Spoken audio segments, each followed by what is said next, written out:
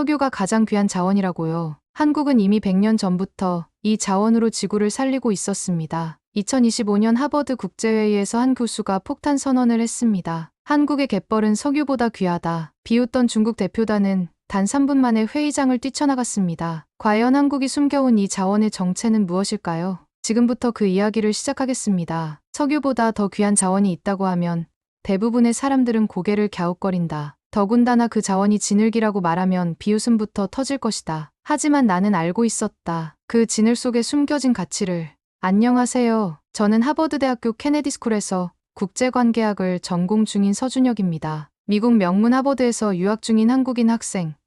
거기까진 특별할 게 없었죠. 하지만 제 인생이 바뀐 건 단 하나. 갯벌 덕분이었습니다. 어릴 적 제 고향은 전라남도 신안군. 바다와 갯벌이 일상이던 섬마을 소년이었습니다. 친구들과 갯벌을 누비며 조개를 캐고 낙지를 잡던 그 시절엔 이 진흙밭이 그렇게 대단한 곳인지 몰랐습니다. 아버지는 어민이셨고 어머니는 갯벌에서 해산물을 채취하며 저희 가족의 생계를 책임지셨죠. 갯벌은 우리 집 밥상 그 자체였습니다. 그런 제가 하버드까지 오게 됐고 세계적인 석학 마이클 그린버그 교수님의 수업을 듣게 되었죠. 교수님은 기후위기와 자연생태 분야의 세계 1인자로 불리는 분이셨습니다. 어느 날 교수님이 수업 시간에 말씀하셨습니다. 지금 인류에게 필요한 것은 석유가 아닙니다. 탄소를 흡수할 새로운 자원을 찾아보세요. 여러분의 고향, 여러분의 삶 속에 답이 있을지도 모릅니다. 그게 우리의 숙제였죠. 학생들은 열심히 아마존 숲, 북극 해빙, 맹그로브 숲 같은 자료를 찾기 시작했습니다. 하지만 저는 그 순간 떠올랐습니다. 혹시 우리 고향 갯벌? 갯벌은 그냥 진흙밭이 아니라는 걸 어렴풋이 알고 있었지만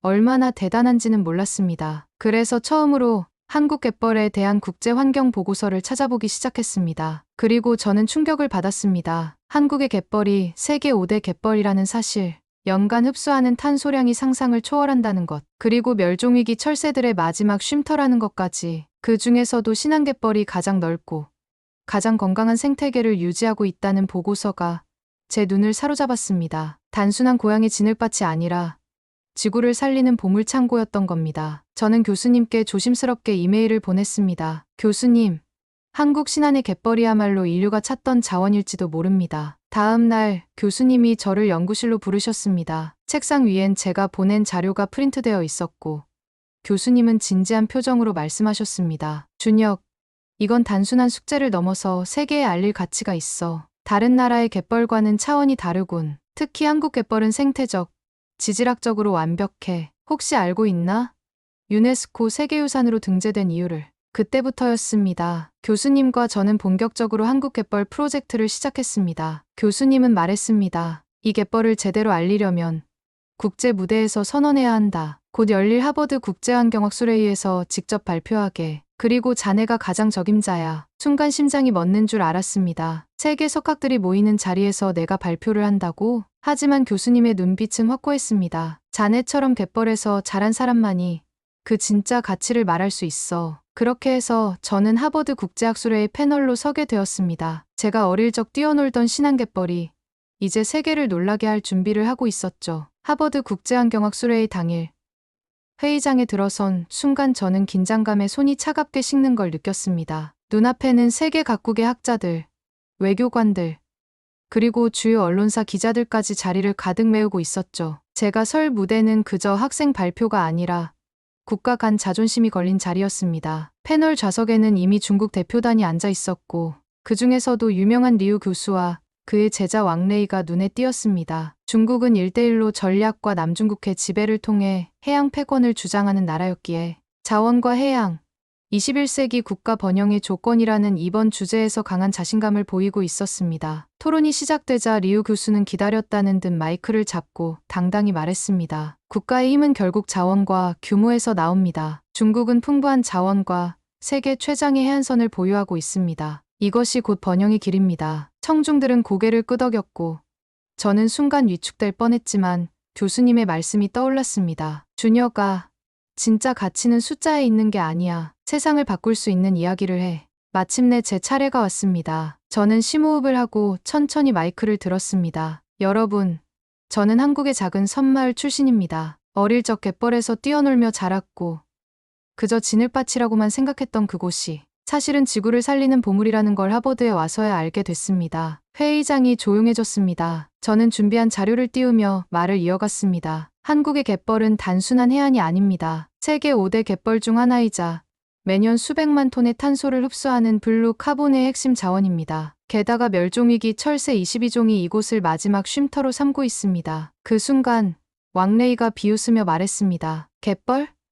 진흙탕을 자원이랍시고 자랑하는 건가? 저는 흔들리지 않고 대답했습니다. 그 진흙탕이 없었다면 지구는 이미 더 뜨거워졌을 겁니다. 그리고 중국이 자랑하는 자원도 결국 이 지구가 건강해야 의미가 있겠죠. 회의장에 있던 몇몇 학자들이 고개를 끄덕였습니다. 저는 결정적인 한 방을 준비하고 있었습니다. 여기 보이는 자료는 신안갯벌에서 최근 5년간 흡수한 탄소량입니다. 놀랍게도 이는 동일 면적의 숲보다 최대 4배 이상의 탄소를 저장할 수 있습니다. 즉, 갯벌은 보이지 않는 탄소 공장인 셈이죠. 그제야 회의장 분위기가 바뀌기 시작했습니다. 중국 대표단의 표정이 굳어졌고 왕레이는 노트북을 덮고 자리에서 일어났습니다. 비웃던 그들이 3분 만에 회의장을 빠져나가는 모습을 보며 저는 확신했습니다. 이제 세상이 한국의 갯벌을 주목하게 될 거야. 발표가 끝나고 교수님께서 제 어깨를 두드리며 말씀하셨습니다. 잘했다, 준혁. 이제 시작일 뿐이야. 갯벌을 유네스코 세계유산 그 이상의 가치로 만들어보자고. 그날 이후 한국 갯벌은 세계 언론의 집중 조명을 받기 시작했습니다. 그리고 저와 교수님은 본격적으로 한국 갯벌 글로벌 프로젝트를 준비하게 되었습니다. 갯벌을 단순한 자연 보호구역이 아닌 인류 미래를 지키는 핵심 자원으로 인정받게 하기 위해, 그리고 대한민국이 그 중심에 서도록 만들기 위해, 이렇게 신안갯벌에서 시작된 작은 이야기가 세계를 바꾸는 첫걸음을 내딛었습니다. 한국 땅을 밟은 건 교수님 인생 처음이었어요. 인천공항에 도착하자마자 교수님은 연신 주위를 둘러보며 감탄을 쏟아냈죠. 생각보다 현대적이군. 준혁, 한국은 빠른 나라라더니 공항부터 다르구만. 교수님은 세계 곳곳을 다녀본 분이었지만 한국은 낯설고도 신선한 충격이었던 것 같아요. 나는 교수님을 모시고 곧장 신안으로 향했습니다. 서울에서 몇 시간을 달려 바다가 보이기 시작하자 교수님의 눈빛이 점점 진지해졌죠. 드디어 고향 마을에 도착했습니다. 부모님은 반갑게 우리를 맞아주셨다. 교수님께선 서툰 한국어로 인사하시며 꾸벅 인사를 했어요. 준혁이 부모님이군요. 이렇게 훌륭한 아들을 키워주셔서 감사합니다. 식탁 위엔 금세 갯벌 장어구이, 바지락탕, 갯벌 낙지볶음이 차려졌어요. 교수님은 젓가락질이 익숙지 않았지만 맛을 본 순간 눈이 휘둥그레지셨죠. 이게 전부 갯벌에서 나온 거라고요? 바다도 아닌데 이렇게 풍성할 수가 있다니. 제가 웃으며 대답했습니다. 교수님, 갯벌은 그냥 진흙이 아니라고 했잖아요. 여긴 생명의 땅이에요. 다음 날 본격적인 갯벌 체험이 시작됐습니다. 새벽부터 장화를 신고 갯벌로 향하는 길. 교수님은 마치 소년처럼 들떠 계셨습니다. 갯벌에 도착하자 탁 트인 풍경에 잠시 말을 잊으셨습니다. 저 멀리 검푸른 바다와 맞닿은 끝없는 갯벌 위로 아침 햇살이 반짝였습니다. 칠개가 바삐 기어 다니고 갯벌 지렁이가 꿈틀거리며 하늘 위론 철새들이 우아하게 비행 중이었습니다. 준혁, 이게 정말 인간이 지켜야 할 마지막 보물이구나. 마을 어르신이 호미를 건네며 말씀하셨습니다. 교수 양반, 한번 캐보시지요. 이 맛에 갯벌 나오는 거라오. 교수님은 서툰 손놀림으로 갯벌을 파기 시작하셨습니다. 잠시 후 바지락 몇 개가 얼굴을 내밀자 교수님은 아이처럼 웃으셨습니다. 세상에, 내가 직접 자연에서 식량을 캔다니. 이게 바로 지속 가능성이군. 그렇게 우리는 몇 시간을 갯벌에서 보냈습니다. 교수님은 조개를 줍고 칠개를 관찰하고 갯벌의 촉촉한 진흙을 손으로 쥐며 연신 감탄하셨습니다. 점심엔 갯벌에서 캔 조개와 낙지로 바지락 칼국수와 낙지 우롱구이를 해 먹었습니다. 교수님은 그 맛에 반해 연신 젓가락을 드셨습니다. 식사 후 갯벌 해설사 분이 오셔서 탄소 흡수 능력, 철새 기착지, 생물 다양성에 대해 설명해 주셨습니다. 교수님은 메모를 멈추지 않으셨습니다. 이곳은 단순한 자연 보호구역이 아니야. 이건 지구를 살리는 자연의 공장이야. 그리고 이 문화를 이렇게 생활 속에 녹여낸 한국인들이 대단해. 저녁이 되자 마을 주민들과 둘러앉아 막걸리 한 잔을 기울였습니다. 교수님은 어르신들과 갯벌 이야기를 나누며 연신 고개를 끄덕이셨습니다. 저는 그 모습을 보며 마음속으로 확신했습니다. 교수님도, 그리고 저도 이제 이 갯벌을 세상에 알릴 준비가 됐다고요. 서울로 돌아가는 길, 교수님께서 차창 밖으로 멀어져 가는 갯벌을 보며 말씀하셨습니다. 준혁, 이 갯벌은 반드시 유네스코 세계유산 그 이상이 되어야 해. 지금껏 나는 연구실에서 종이 위의 숫자만 보며 자연을 논했지만 오늘 이곳에서 진짜 자연의 숨결을 느꼈어. 이제 세상을 움직일 차례야. 그 순간 제 가슴도 벅차올랐습니다. 작은 고향 마을의 갯벌이 이제 세계의 중심으로 나아가고 있었습니다. 서울에서의 일정 마지막 날, 우리는 한국갯벌 연구의 권위자인 김종성 교수님을 만나기 위해 대학 연구소를 찾았습니다. 교수님 연구실 문을 열자 벽면 가득 빼곡히 채워진 그래프와 위성사진들이 눈에 들어왔습니다. 김종성 교수님은 반갑게 우리를 맞이하며 본론으로 들어가셨습니다. 서준혁 학생, 그리고 앤더슨 교수님, 갯벌이 단순히 생태계 보전 가치만 있는 줄 아셨죠? 사실 이 숫자들을 보면 생각이 달라지실 겁니다. 김 교수님은 대형 스크린에 자료를 띄우셨습니다. 연간 17조 8천억 원 첫 화면부터 눈을 의심했습니다. 이게 갯벌의 경제적 가치입니까? 제 질문에 교수님은 미소 지으며 고개를 끄덕이셨습니다. 맞아요. 탄소 흡수, 오염 정화, 관광과 문화 서비스까지 포함된 수치입니다. 특히 주목할 건 바로 이겁니다. 화면이 전환되며 블루카본 연간 탄소 저장량 1300만 톤이라는 문구가 떴습니다. 앤더슨 교수님의 눈빛이 반짝였습니다. 1300만 톤이라고요? 그 정도면 중소국가 전체 배출량을 상쇄하는 수준이지 않습니까? 김 교수님은 고개를 끄덕이며 덧붙이셨습니다. 그렇습니다. 승용차 20만 대가 1년 동안 내뿜는 탄소를 갯벌 하나로 상쇄할 수 있어요. 그런데 이건 아직 시작에 불과합니다. 이어지는 설명은 충격 그 자체였습니다. 단위 면적당 생물종 다양성 세계 최상위, 저섬유세조류 생산력 세계 평균의 2배, 그리고 갯벌이 단순히 흙탕물이 아니라 지구 생태계를 유지하는 거대한 필터이자 공장이라는 사실. 앤더슨 교수님이 조용히 제게 말씀하셨습니다. 준혁, 이건 단순한 환경보호 차원이 아니야. 이건 인류 생존의 열쇠일지도 몰라. 그 순간 머릿속이 복잡해졌습니다. 왜 지금까지 아무도 이 가치를 몰랐던 걸까요?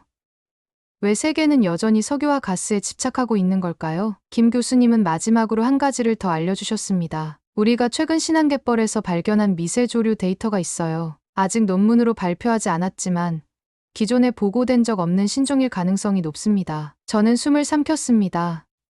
이건 단순한 생태계 보전이 아니라 미래 바이오 산업과도 연결될 수 있는 발견이었습니다. 그렇게 우리는 연구실을 나서며 서로의 눈빛을 교환했습니다. 이제 한국갯벌 글로벌 프로젝트는 단순한 선언이나 캠페인이 아니었습니다. 지구의 미래, 그리고 새로운 경제 패러다임을 여는 시작이 되었습니다. 2026년 봄, 파리 유네스코 본부. 저는 교수님과 함께 회의장 앞에 서 있었습니다. 오늘 한국갯벌의 운명이 결정되는 날이었지만 단순한 등재 문제가 아니라는 걸 잘 알고 있었습니다. 이건 한국과 중국, 나아가 인류가 무엇을 선택할 것인지에 대한 대결이었습니다. 회의가 시작되자마자 중국 대표가 자리에서 일어났습니다. 예상보다 훨씬 공격적인 태도였습니다. 한국 갯벌의 세계유산 확대 등재 안건에 대해 중국은 반대 입장을 표명합니다. 동아시아 최대의 갯벌을 보유한 나라는 한국이 아닙니다. 바로 우리 중국입니다. 회의장이 술렁이기 시작했습니다. 중국 대표는 계속해서 말을 이어갔습니다. 중국은 황해 일대의 광활한 갯벌을 보유하고 있으며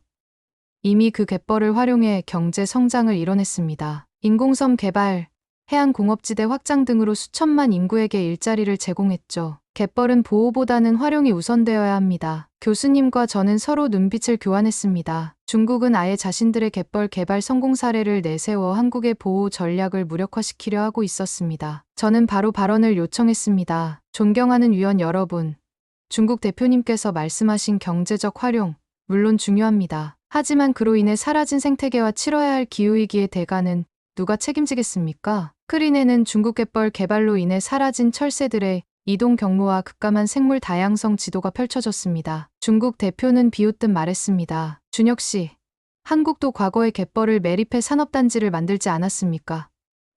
인천, 시화호 그런 전례가 있으면서 이제 와서 보호를 말하는 게 이율배반 아닙니까? 저는 침착하게 대답했습니다. 맞습니다. 한국도 실수를 했습니다. 하지만 그 과정을 통해 지속 가능한 복원과 관리라는 해답을 찾았습니다. 중요한 건 과거가 아니라 앞으로 인류가 어떤 선택을 하느냐입니다. 중국 대표는 다시 목소리를 높였습니다. 갯벌은 자원이지만 우리에겐 더 막강한 자원이 있습니다. 희토류, 천연가스, 석탄, 그리고 남중국해를 통한 해양 패권. 과연 누가 더 현실적인 선택을 하고 있는지 생각해 보시죠. 그 순간 교수님께서 조용히 손을 들고 발언하셨습니다. 자원과 패권 모두 중요합니다. 하지만 그것들이 인류의 미래를 담보할 수 있을까요? 지금 이 자리에서 논의하는 것은 단기적 이익이 아닙니다. 기후위기 시대, 인류가 생존하기 위해 지켜야 할 마지막 보루입니다. 회의장 분위기는 팽팽하게 긴장되었습니다. 중국과 일부 개발도상국은 여전히 경제 논리를 내세우며 반대했고, 유럽과 북미는 환경적 가치에 무게를 두고 있었습니다. 저는 마지막으로 다시 한번 발언을 요청했습니다. 한국 갯벌은 단순한 보호구역이 아닙니다. 인류가 스스로 복원하고 지속 가능성을 증명한 첫 사례입니다. 그리고 이 모델은 전 세계로 확산될 수 있습니다. 중국도, 다른 국가들도 함께 말입니다. 중국 대표는 끝까지 날카로운 시선을 보내며 앉았지만 분위기는 점차 저희 쪽으로 기울기 시작했습니다. 결국 표결 직전까지도 팽팽한 대립이 이어졌습니다. 마지막에 프랑스 대표가 조용히 입을 열었습니다. 우리는 미래 세대를 위해 무엇을 선택해야 하는지 이미 알고 있습니다. 그 말과 함께 표결이 시작되었습니다. 찬성 다수, 한국 갯벌, 유네스코 세계자연유산 확대 등재 최종 승인. 회의가 끝난 후 저는 자리에서 일어났습니다. 교수님께서 제 손을 꼭 잡으시며 말씀하셨습니다. 준혁, 오늘 우리는 단순히 한국의 승리를 이룬 게 아니야. 인류가 어떤 길을 가야 하는지 방향을 제시한 거지. 파리의 저녁, 우리는 조용히 결과를 되새기며 다짐했습니다. 갯벌을 지켜낸 오늘. 하지만 이제부터가 진짜 시작이라는 것을. 유네스코 등재가 확정된 다음 날, 전 세계 언론은 일제히 K-Mud Flat, 한국 갯벌을 헤드라인으로 올렸습니다. 지구를 살린 대한민국의 갯벌, 석유보다 귀한 자원. 이제는 갯벌 시대, 한국, 기후위기 대응의 선도에 서다. 그저 고향의 진흙밭이라고만 생각했던 갯벌이 하루아침에 세계의 주목을 받게 될 줄은 꿈에도 몰랐습니다. 교수님과 저는 파리에서 돌아오는 비행기 안에서 앞으로 무엇을 해야 할지 조용히 고민에 빠졌습니다. 준혁, 이제 시작이야. 갯벌을 보호하는 것에서 멈추지 말고 활용해야 해. 이건 인류의 미래를 바꾸는 열쇠가 될 거야. 교수님의 말처럼 유네스코 등재는 끝이 아니라 출발선이었습니다. 한국 정부와 UNEP, 세계은행, 그리고 주요 환경단체들이 우리에게 연락을 해왔습니다. 한국 갯벌 글로벌 프로젝트를 공식 출범시키자는 제안이었죠. 목표는 단순했습니다. 한국의 갯벌 모델을 전 세계로 확산시키자. 우리는 곧바로 팀을 꾸렸습니다. 해양수산부, 환경부, 국내 대기업, 그리고 지역 주민들까지 참여하는 거대한 프로젝트였죠. 특히 눈에 띄는 건 한국 기업들의 움직임이었습니다. 친환경 에너지 기업은 갯벌의 블루카본을 활용한 탄소 배출권 시장 진출을 선언했고, 관광업계는 갯벌을 생태 관광지로 개발하기 위한 계획을 내놓았습니다. 그런데 예상대로 중국이 가만히 있지 않았습니다. 한국만 갯벌이 있는 게 아닙니다. 중국은 세계 최대 갯벌 면적을 보유하고 있으며 더 많은 자원과 가능성을 가지고 있습니다. 국제회의에서 중국 대표는 강하게 반발했습니다. 심지어 일부 동남아 국가들과 손을 잡고 갯벌 개발을 통해 경제 성장을 이루겠다는 공동 성명을 발표하기도 했습니다. 세계는 다시 두 갈래로 나뉘기 시작했습니다. 보호와 활용의 균형을 강조하는 한국과 개발을 통한 즉각적 이익을 내세우는 중국연합. 그때 교수님이 조용히 제게 말씀하셨습니다. 준혁, 이 싸움은 숫자와 논리만으로 이길 수 없어. 사람들의 마음을 움직여야 해. 바로 그 순간 저는 고향 신안에서 봤던 마을 어르신들과 아이들의 모습이 떠올랐습니다. 갯벌을 삶으로 품고 자연과 함께 살아가는 그 모습이야말로 우리가 세상에 보여줘야 할 진짜 가치였습니다. 우리는 단순한 보고서나 데이터가 아니라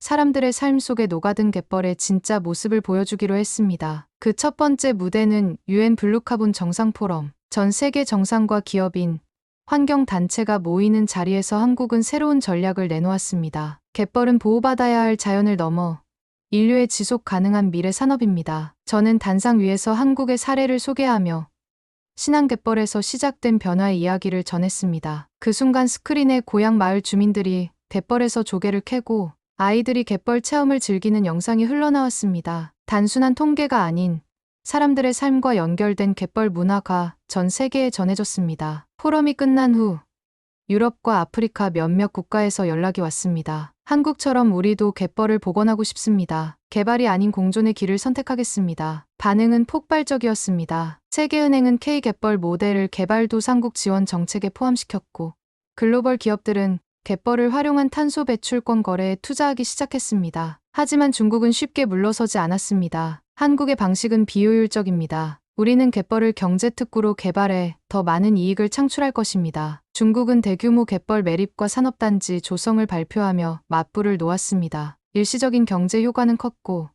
일부 국가는 다시 중국 쪽으로 기울기 시작했습니다. 그때 교수님이 제게 말했습니다. 준혁, 보여주자. 갯벌이 어떻게 돈이 되는지, 그리고 그 돈이 어떻게 세상을 더 나은 방향으로 바꿀 수 있는지. 우리는 신안갯벌 프로젝트의 초기 성과를 공개했습니다. 블루카본 거래를 통해 첫 해 5천억 원의 수익 달성, 갯벌 생태 관광으로 지역 경제 200% 성장, 갯벌 복원 사업으로 청년 일자리 3,000개 창출, 그리고 멸종위기 철새 개체수 30% 증가. 숫자가 공개되자 분위기는 완전히 달라졌습니다. 갯벌이 단순한 보호 구역이 아니라 수익을 창출하는 지속 가능한 자원이라는 사실이 증명된 순간이었습니다. 결국 세계는 한국의 손을 들어주었습니다. 유엔은 K-Mud Flat Initiative를 공식 채택했고 한국은 갯벌을 활용한 기후위기 대응 모델 국가로 지정되었습니다. 중국도 더 이상 반박하지 못하고 조용히 입장을 낮출 수밖에 없었죠. 포럼이 끝난 후